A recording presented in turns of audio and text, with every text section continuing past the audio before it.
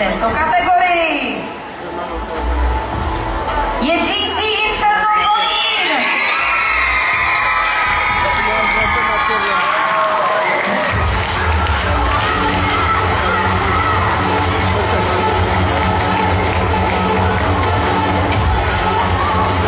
DC Inferno Kolín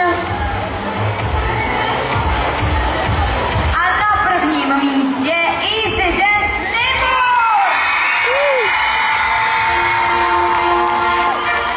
Nechoďte tam všichni, prosím, nahoru, pojďte dolů, tam se stejně nevejdete. A hlavně, když budete všichni nahoře,